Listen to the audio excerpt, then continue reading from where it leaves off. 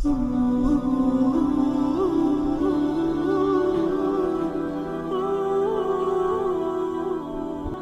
کی بات پھیلانا صدقہ جاریہ ہے۔ ثواب کی نیت سے ویڈیو کو شیئر ضرور کیجیے۔ جزاک اللہ۔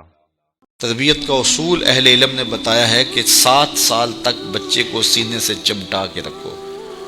7 سال سے لے کر 14 سال تک بچے کو غلام بنا کے رکھو۔ 14 سال سے لے کر 21 سال تک بچے کو دوست بنا کے رکھو۔ اس کے بعد 21 سال کے بعد ان کی تربیت مکمل ہو جائے گی۔ یہ 3 مراحل ہیں۔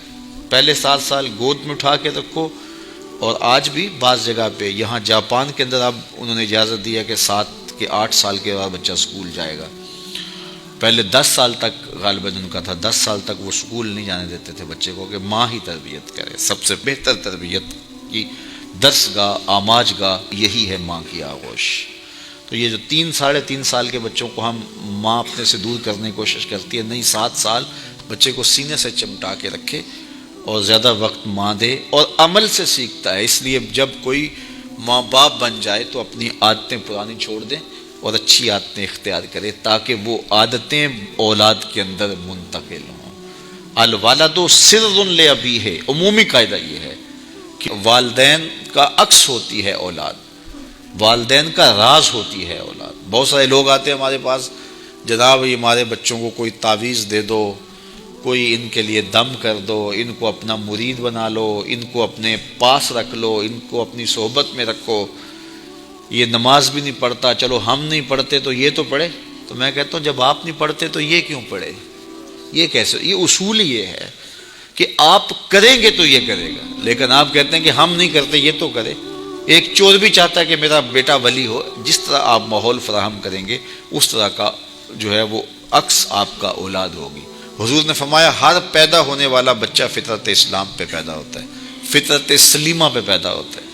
اب اس کے ماں باپ اس کو عیسائی بناتے ہیں، اس کے ماں باپ اس کو یہودی بناتے ہیں، اس کے ماں باپ اس کو مجوسی بناتے ہیں۔ تو یہ عمومی طور پہ ماحول اس کو فراہم کرتا ہے، لیکن فطرتاً اگر اس کو کوئی سبق ماں باپ کی طرف سے نہ ہو تو وہ فطرتاً اسلام پہ ہو، کیونکہ فطرت سلیمہ یہ ہر شے کی اصل ہے۔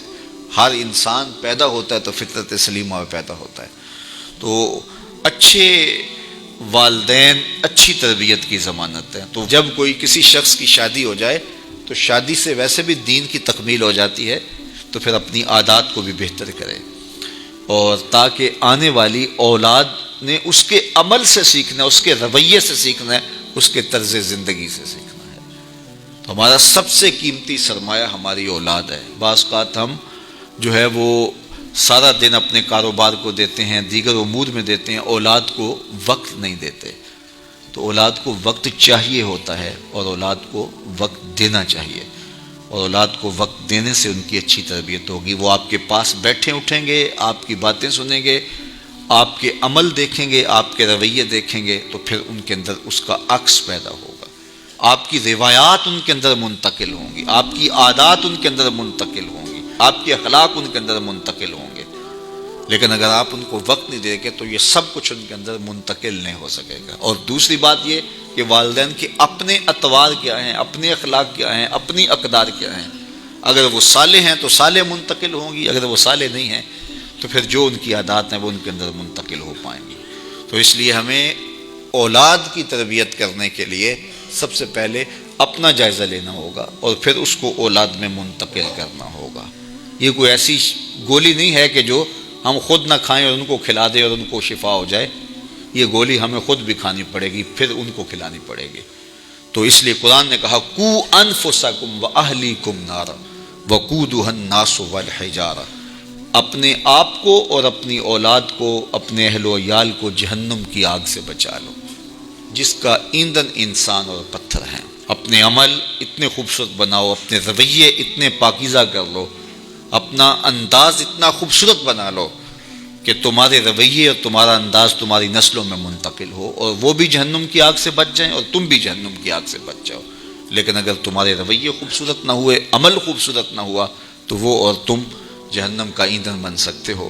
اللہ ہمیں اپنی اولاد کی صالح تربیت کی توفیق عطا کرے۔